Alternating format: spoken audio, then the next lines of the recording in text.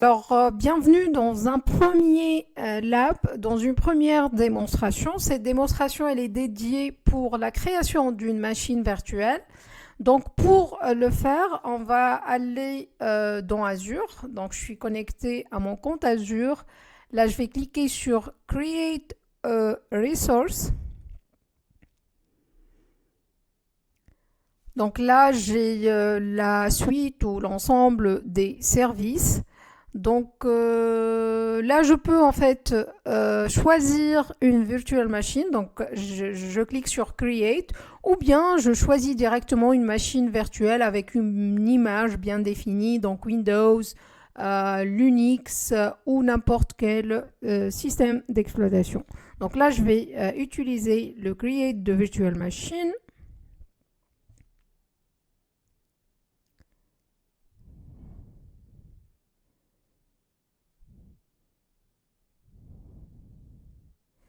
Et là, en fait, il faut savoir que la création d'une machine virtuelle, c'est une succession c'est une suite de configuration des différents aspects qui sont en relation avec votre machine virtuelle. Alors, la première chose, c'est de choisir la souscription. Donc, si vous êtes en train d'utiliser plutôt votre compte Azure gratuit, donc vous aurez ici votre souscription par défaut sélectionnée. Sinon, en fait, vous choisissez votre souscription parmi la liste des souscriptions que vous avez. Il faut savoir que la souscription, c'est un outil de billing, c'est-à-dire de facturation pour qu'Azure vous facture ses clients. Après, en fait, vous utilisez un resource group pour organiser votre ressource. Donc ici, moi, j'ai créé un resource group que j'ai appelé normalement c'est test RJ ou RJ test. Ouais, c'est resource group test. Là, en fait, je vais utiliser le nom d'une machine. Je dois insérer le nom d'une machine, de ma virtual machine. Donc, my VM demo. Là, je choisis la région. Donc, je peux laisser France centrale comme région, d'accord, puisque voilà, en Europe, je suis en Europe. Ou bien choisir une région, par exemple, au US, le list of US. Par exemple, je choisis cette région. Pour la zone de disponibilité maintenant, donc on a vu que pour en fait éviter ou en fait garantir la disponibilité de vos workloads, de votre machine virtuelle et pour en fait rendre votre système tolérant aux fautes, il faut utiliser ce qu'on appelle les zones de disponibilité. Ici, en fait, Azure, elle fournit différentes options pour la disponibilité. Donc, ou bien vous faites pas de la redondance, vous dupliquez pas votre VM, ou bien vous dupliquez votre VM à travers votre région, donc sur différentes availability zones, ou bien en fait vous utilisez ce qu'on appelle le scale set. Donc derrière en fait vous avez un set de virtual machines qui seront load balancés. En fait si une machine elle sera en panne, l'autre elle prendra le relais. La troisième en fait option, c'est que Azure il prendra en charge cette disponibilité. Donc, il va créer un availability set et il va distribuer vos VM à travers vos fault domains qui se trouvent en fait dans votre zone de disponibilité. Puisqu'il s'agit en fait d'une seule machine virtuelle, donc je vais utiliser le No Infrastructure Redundancy Required. Pour le security type, donc il y a deux types de sécurité. Il y a le type standard, d'accord, donc the basic level of security pour votre machine virtuelle. Sinon, le Trusted Launch Virtual Machine, vraiment, il protège votre machine contre des attaques avancées. Donc, en fait, il offre vraiment des options avancées telles que les Secure Boot et le Virtual Trusted Platform Module. On aura l'occasion de voir le côté sécurité pour la VM dans de prochaines vidéos. Donc ici, je vais utiliser le standard. Pour l'image qui est le système d'exploitation, donc moi je vais utiliser le Windows Server 2019 Data Center. Donc voilà, s'il n'y a pas un message d'erreur, je comprends que cette image, elle existe bien sûr dans cette région.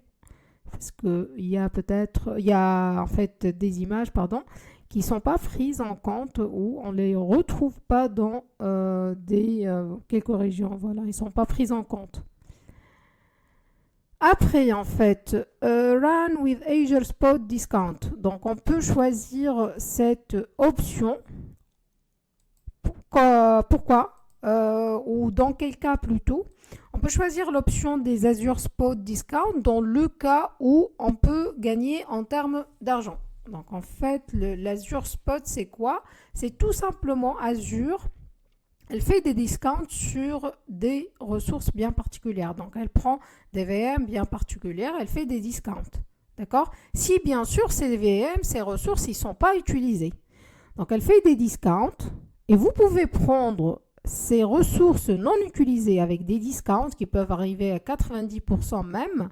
Mais si jamais un autre utilisateur qui est prêt d'acheter cet espace non utilisé sur la VM ou pour la catégorie spécifique de VM à un prix complet, donc ici, Azure, elle vous dit, je fais plus de discount. Pourquoi? Parce que j'ai des acheteurs qui veulent payer le pay as you go. Donc, la totalité de prix de cette machine, par exemple, une machine ou une config avec une performance haute. Donc voilà, le Azure Spot Discount, il n'est pas toujours disponible et voilà, ça dépend de votre workload. Il y a des workloads qui ne peuvent pas supporter ce Azure Spot Discount. Pour la taille, donc la taille, je vais garder cette taille. Ici, on utilise un burstable VM. Les burstables, il faut savoir que voilà. En termes de mémoire, de CPU, en fait, et même en prix, ce sont pas c'est parmi les machines qui sont vraiment trop, pas chères du tout. Pourquoi? Parce que tout simplement, ils sont pas performants, c'est-à-dire ils sont lentes plutôt que rapides. Voilà. Hibernation. Est-ce que vous voulez mettre en hibernation votre VM pour gagner également de l'argent? Déjà, en fait, Hibernate is not supported for the size. Donc, for this size is not supported. Donc, je ne vais pas pouvoir la cocher. Là, en fait, il me propose de créer un compte admin. Donc, pour le compte admin, qu'est-ce que je vais utiliser? Donc, je vais utiliser un login compte démo. Et là, je vais mettre un mot de passe plutôt. Pareil ici, donc je viens confirmer le mot de passe. Là pour l'inbound port rules, donc en fait, quand votre machine, voilà, si vous voulez que votre machine soit accessible via Internet, donc quel port vous voulez activer ou via quel port on peut accéder à cette machine virtuelle. Donc ici, je vais choisir l'RDP. Vous pouvez également choisir le HTTP si voilà, vous avez à rejoindre ou à un serveur ou une application web installée sur la machine. Donc vous pouvez activer également le HTTP, c'est le 80 et le HTTPS, c'est le 44.3. Pour le SSH, vous utilisez ce port quand vous avez ici un système d'exploitation Linux. Donc ici, je garde le port RDP. Dans mon cas, en fait, j'aurais pas besoin de ce port puisque moi, je travaille sur un Mac. D'accord. Donc, si. En fait, j'aurais besoin en fait, même si je travaille avec mon ordinateur, pas Windows, j'aurais besoin, voilà, de l'accessibilité de ce port. Donc, je garde l'RDP sélectionné.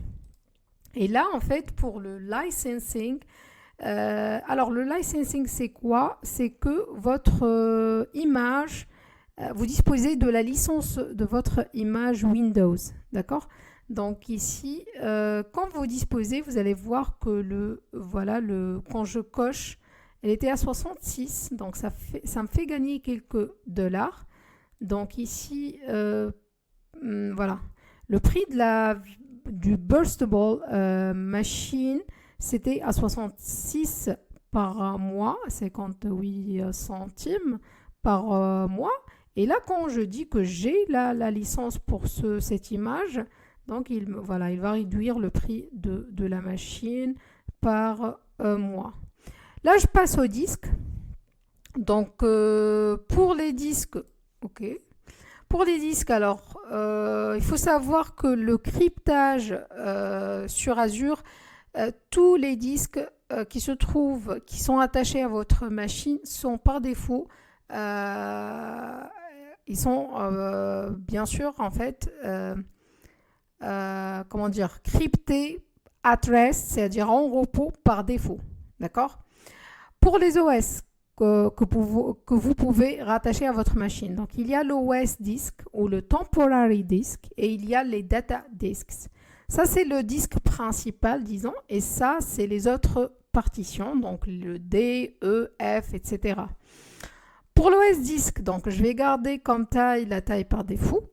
Pas la peine de choisir une taille grande, sachant que vous pouvez le faire et tout dépend de votre besoin, bien sûr. Si vous avez à migrer, par exemple, un VM avec, avec une capacité de disque qui est haute depuis l'on-premise vers Azure, alors vous devez respecter vraiment les caractéristiques de votre VM dans l'espace ou dans l'environnement source. D'accord? Donc, tout dépend de votre besoin. Pour l'OS Disk Type, donc là, je vais choisir le Premium SSD. Vous avez d'autres types de disques qui sont moins chers, mais je préfère garder le Premium SSD pour cette taille de disque et également pour l'image que j'ai choisie. Là, je choisis d'effacer le disque si jamais j'efface la VM. Pour le key management, donc pour tout ce qui est cryptage, vous avez le choix de choisir en fait une clé de cryptage qui sera Platform Managed Key, ou bien en fait vous préférez que votre clé de cryptage soit managée par vous-même ou bien par les deux. Donc ici je vais garder le choix par défaut qui est le Platform Managed Key. D'accord? Pour l'activation en fait de votre ultra disque, en fait c'est ce genre de disque, il est utilisé quand il s'agit de vraiment workload, c'est-à-dire charge de travail qui est haute, d'accord? Donc quand vous avez une charge de travail haute, quand vous avez des transactions vraiment longues et en fait voilà, qui sont heavy, c'est-à-dire qui sont lourdes. Donc en fait, le choix d'un Ultra Disk Compatibility ou l'activation de cette propriété, elle permettra une performance meilleure, donc un input-output per seconde qui sera intéressant. Là, en fait, voilà, comme je vous ai dit, vous pouvez créer vous-même vos partitions selon vos besoins. Et ça, c'est concernant le data disks. Là, donc, on va passer au networking, au réseau. Donc, comme vous voyez, en fait, Azure, il vous attribue par défaut un réseau, un VNet, qu'il appelle, voilà, le nom de votre machine virtuelle -VNet. Également, il vous attribue une plage d'adressage par défaut, que vous pouvez bien sûr la customiser. Vous pouvez customiser tout, hein. Donc, vous pouvez également customiser ça en cliquant sur Create New. Donc ici, vous pouvez voilà, customiser, appelez vous-même votre VNet, comment vous voulez l'appeler, votre Virtual Network. Également l'adressage, la plage d'adressage, quelle plage d'adressage vous préférez. Vous pouvez supprimer celle par défaut. Et si jamais vous voulez créer des sous-réseaux. Donc ici, je vais garder ce qui est par défaut. On aura l'occasion de revenir vers chaque en fait option avec un deep dive, c'est-à-dire plus en détail. Mais là, le sujet de la vidéo, c'est plutôt la création d'une machine virtuelle. Pour la NIC, c'est-à-dire le Network Interface Connector, qu'est-ce qu'on va utiliser? On va utiliser le Basic One. Et pour en fait le Public Inbound Port, on va garder le même port RDP. Et là, il nous fait une alerte genre voilà, it's not... c'est seulement l'RDP, c'est-à-dire le fait d'ouvrir RDP, c'est pas quelque chose de sécurisé, donc c'est seulement recommandé quand il s'agit de faire des tests. Et effectivement, moi, c'est comme un POC, c'est-à-dire un Proof of Concept, c'est comme un test pour vous montrer comment créer votre machine virtuelle. Également ici, vous pouvez sélectionner, choisir de supprimer votre public address et la NIC when, c'est-à-dire quand votre VM sera supprimée. Là, si l'option elle peut être activée, vous pouvez également choisir d'activer l'Accelerated Network. Il permet low latency et en fait, quand il permet une meilleure interactivité entre les machines virtuelles, entre les composantes, les machines virtuelles sur en fait sur Azure. Là pour le load balancing, donc j'ai pas besoin de load balancing, donc je vais pas mettre ma VM dans un pool de load balancing. Donc maintenant, je passe au management.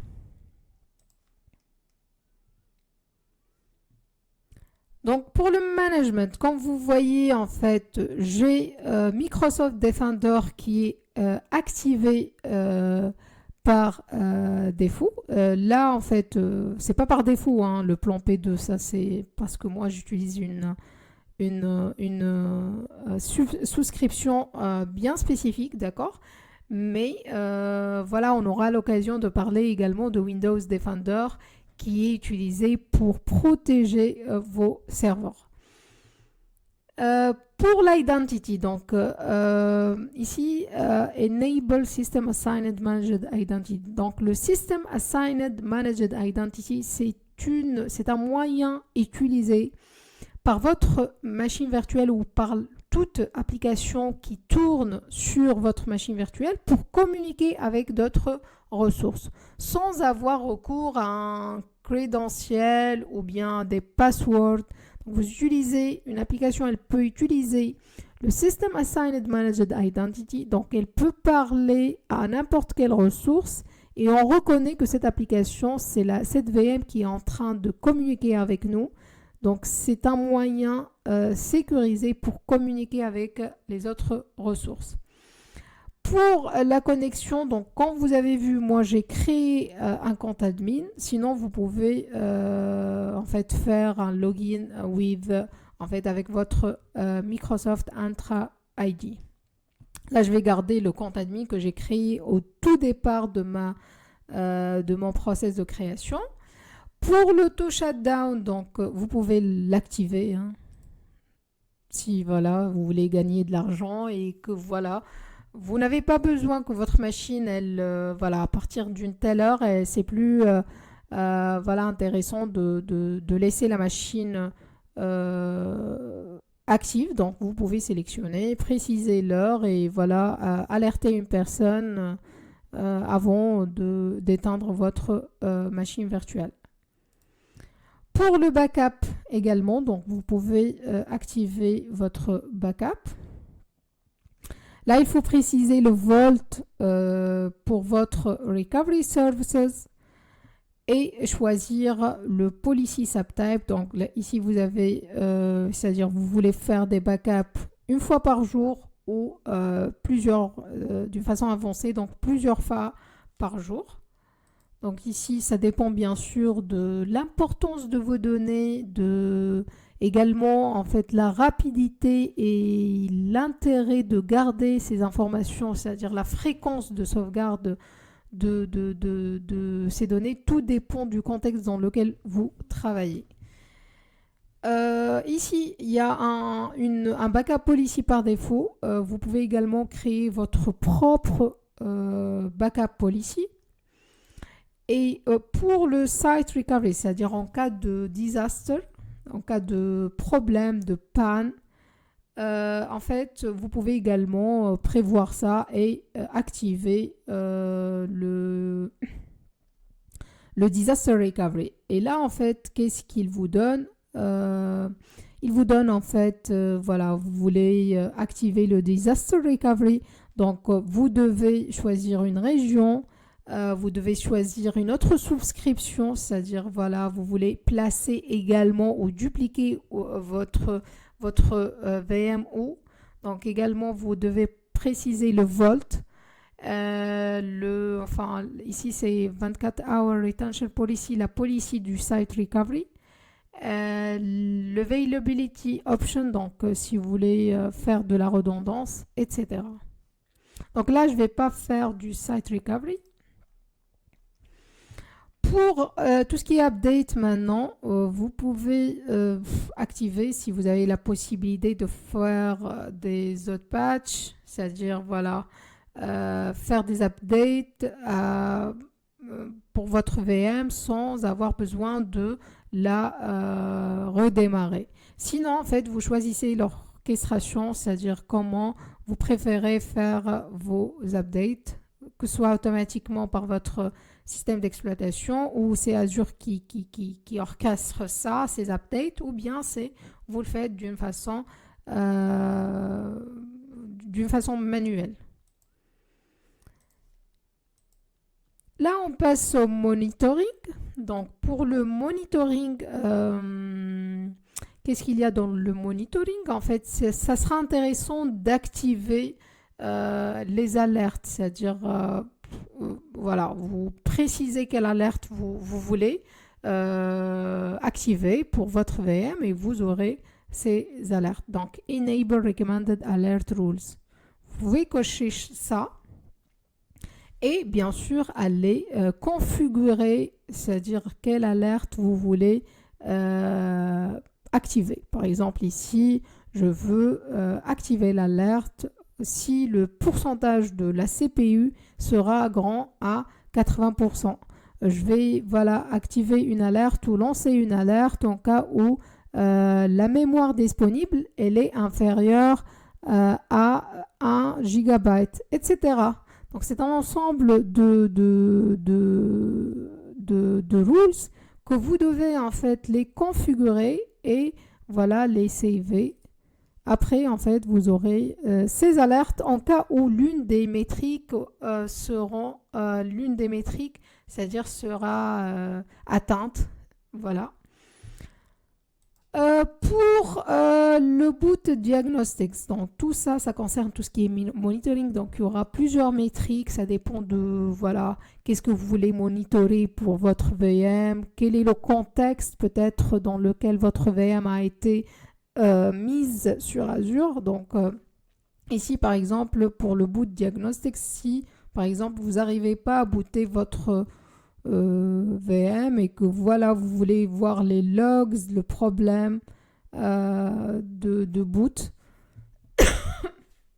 donc là vous sélectionnez est-ce que vous voulez activer le boot diagnostics pour votre VM avec un managed storage account ou bien avec un custom storage account où vous vous dites, moi, même si ça démarre pas ma VM, je vais pas aller voir tout ce qui est boot diagnostics. C'est pas intéressant de le faire. Donc c'est quand vous voulez, mais moi je vais choisir le recommended option, c'est-à-dire l'option recommandée qui est d'activer le boot diagnostics si jamais voilà on aura besoin de ça. avec un managed, bien sûr, la data de ce boot diagnostics, il sera stocké dans un managed storage. D'accord? Autre option, donc vous pouvez en fait, voilà, enable OS guest diagnostics. Et là, en fait, vous allez également lancer, c'est-à-dire des métriques. Vous savez, en fait, la VM, les métriques possédées par une VM, c'est le CPU, la RAM, les disques, d'autres métriques qui sont disponibles. Donc, si vous voulez vraiment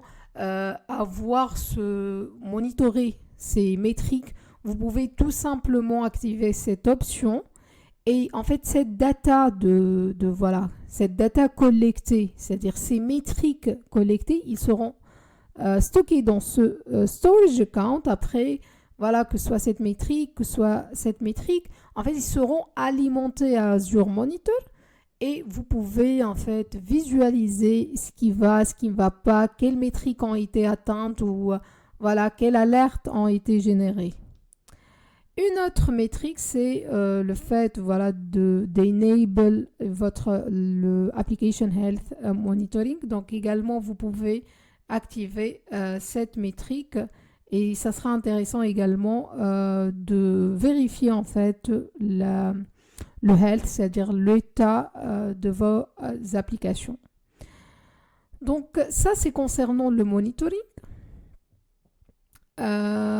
Bon, là, il vous met, en fait, vous pouvez également configurer cette, voilà, c'est-à-dire cette config par défaut, que ce soit le protocole, le port, le path, et pour quel type, il s'agit bien d'une Application Health Extension. Donc là, en fait, je ne vais pas choisir ça. Ça, on va le garder. Bon, on peut garder également ça. Et j'appuie en fait, voilà, je continue ma configuration et là j'arrive aux Advanced Parameters. Donc ici en fait, il vous demande d'installer des extensions. Donc c'est-à-dire des extensions ou bien des scripts là en fait, l'Advanced elle parle de tout ce qui est après déploiement. D'accord? Donc, une fois votre machine a été déployée, donc ici, on va ajouter des configurations, voilà, où on va installer des agents, on va lancer des scripts sur notre VM. D'accord? Donc, je vous laisse ici contempler également ces paramètres avancés. Ici, l'extension, donc on peut sélectionner une extension tout install. On peut choisir par exemple un anti-malware, un antivirus et voilà, on le sélectionne et par exemple ici Data Log Monitor. Si on veut utiliser ça ou installer ça sur notre machine, on peut voilà le faire. Next. Installer sur donc ça, cette extension, elle va se trouver sur votre machine virtuelle. Donc ici, je vais me contenter de la configuration que j'ai déjà exécutée et je vais passer faire un OTag si vous voulez. Donc vous pouvez ici rajouter en fait des tags et vous donner un nom et une valeur pour votre tag et en fait ça va ça va voilà repérer votre ressource et ça va en fait aider au billing et il va en fait après vous aurez la main pour distinguer vos ressources et pour mieux manager le billing de vos déploiements. Voilà donc j'appuie sur Next. Il va ça c'est la phase de validation. Donc il va revoir, il va comment dire, il va réviser si vos choix, votre configuration, elle est valide. Après, voilà, vous cliquez sur sur Create.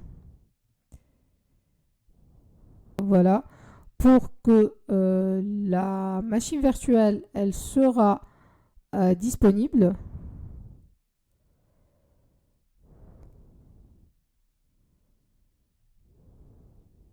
Donc là, je vais poser la vidéo et voilà, je reviens dès que la vidéo sera déployée pour qu'on s'y connecte. Voilà. Donc là, en fait, comme vous voyez, le déploiement de ma machine virtuelle a été réalisé avec succès. Donc ici, je clique sur Go to Resource.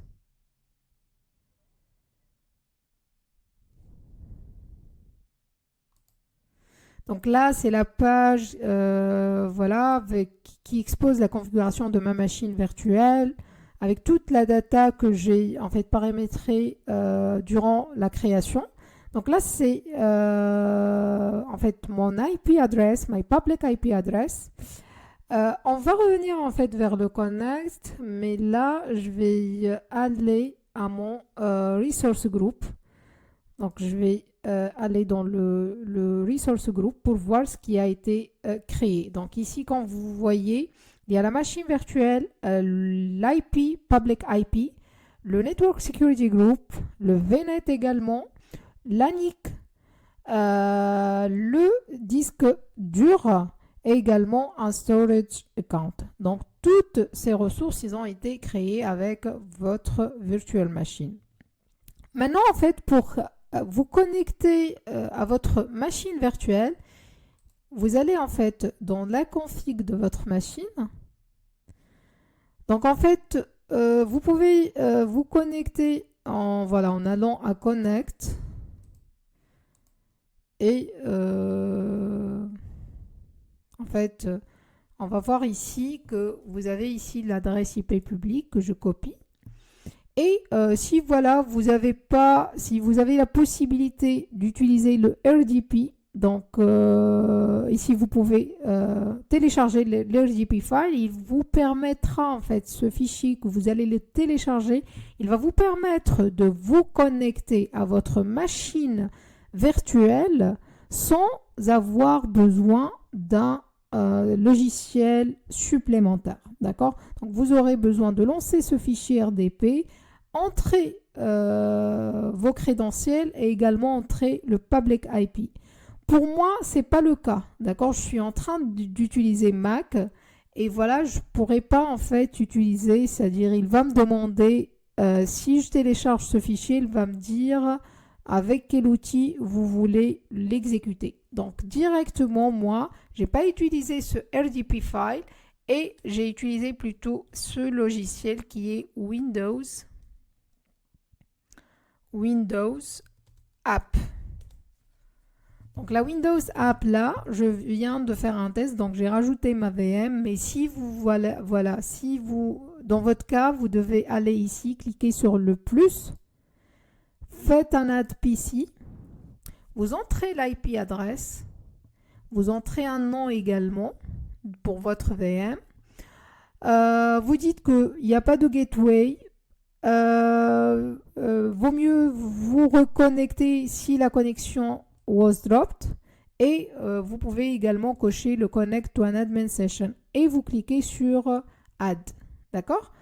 Et comme ça, vous aurez votre machine virtuelle dans parmi les devises. Donc ici, pour la lancer, il faut cliquer double clic. Là, il va vous demander le compte admin que vous avez créé, donc compte démo et également password. Donc j'insère le mot de passe que j'ai créé. Non, c'est pas assez long. En fait, c'est...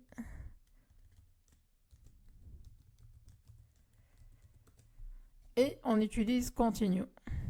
Là, il nous alerte, il nous dit que la connexion n'est pas sécurisée. Je dis OK, je continue. Et là, comme vous voyez, en fait, votre machine, elle s'est lancée et elle est là. Donc voilà, ça c'est concernant la connexion à votre machine virtuelle et la création d'une machine virtuelle sur Azure. J'espère que la vidéo, elle vous sera utile. Surtout que voilà, différentes options sont nouvelles concernant la création de la machine virtuelle. N'hésitez pas à me supporter parce que grâce à votre support que je vais continuer à éditer ces vidéos et à fournir du contenu, surtout le contenu que je suis en train de partager gratuitement sur mes réseaux sociaux. N'hésitez pas à aller sur mon LinkedIn, n'hésitez pas à aller sur ma chaîne YouTube, sur mon site, sur mon Facebook. Il y a du contenu très très intéressant qui va vous aider à vraiment upgrader et améliorer vos skills en cloud computing. Voilà, je vous dis à bientôt et bye bye. Merci.